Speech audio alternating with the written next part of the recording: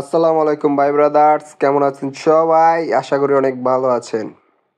তো এই রমজান মাসে যারা ঈদ কেনাকাটা করতে গেছেন, নিউ মার্কেটে গেছেন, এরকম ভোগান্তিতে পড়েন নাই, এরকম মানুষটা খালি কমেন্ট করেন তো। ভাই, নিউ মার্কেটে লাস্ট আমি কয়েকদিন গেছি আমার বিয়ে শপিং করার জন্য, কিন্তু এখানে মনে করেন হাঁটাটাও এত পরিমাণ কষ্ট। আর গাড়ি ঘোড়াতে আপনি ওখানে যাবেন, ধরেন যে পরিমাণ ভাড়া রিক্সাওয়ালারা চার্জ করে, মনে করেন রুচি উঠা যায় ভাই রিক্সা ব্যবহার করতে। এনে যে পরিমাণ ক্রাউড, আজকে শনিবার, এটা শনিবারের ভিডিও আমার।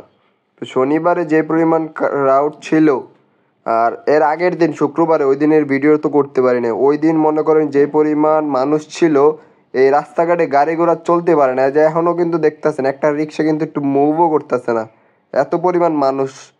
এই মানুষের জন্য কিন্তু মনে হয় যে খালি রমজান মাসে মনে খালি শপিং করার মাস, আর কোনো মাসে তারা মনে হয় শপিং করতে পারে না। সারা বছর তারা কোনো খবর নাই। আজকে আমার যদি এই যে বিয়ার শপিং না হইতো, আমি কিন্তু জীবনেই নাইতাম না। আমার কি ভূতে গেলাইছে এই ভিড়ের মধ্যে রোজা রাইখা, এই রোদের মধ্যে মানুষের মাঝখানে এমনি হাঁটমু? হাঁটতে হাঁটতে আমার কত যে ধুলাবালি নাকে মুখে ঢুকছে, আমার ঠান্ডা লেগে গেছে। এই ঠান্ডার লাগে আমি ভিডিওতে ভয়েস দিতে পারি নাই, ভয়েসটা আমি পরে দিতেছি। মানুষ ধরেন এই রমজান মাসে কিল্লে গেছে আসে শপিং করার জন্য, আপনারা খেয়ে খেয়ে রমজান মাসে শুধু শপিং করেন, সারা মাস ঘুমান। এখন কথা হইলো, ম্যাক্সিমাম মানুষ কিন্তু এই আশায় বসে থাকে যে কখন রমজান মাস আসবে, একদম শেষের দিকে, মানে 20 রোজার পর থেকে মনে করেন ভিড়টা একটু বেশি থাকে। প্রথম 10 রোজা পর্যন্ত খুচরা ব্যবসায়ীদের কেনাকাটা কিন্তু একটু কম। এই যে দেখেন, মানুষের জন্য কিন্তু পুলিশদেরও ঘুম হারাম হয়ে গেছে।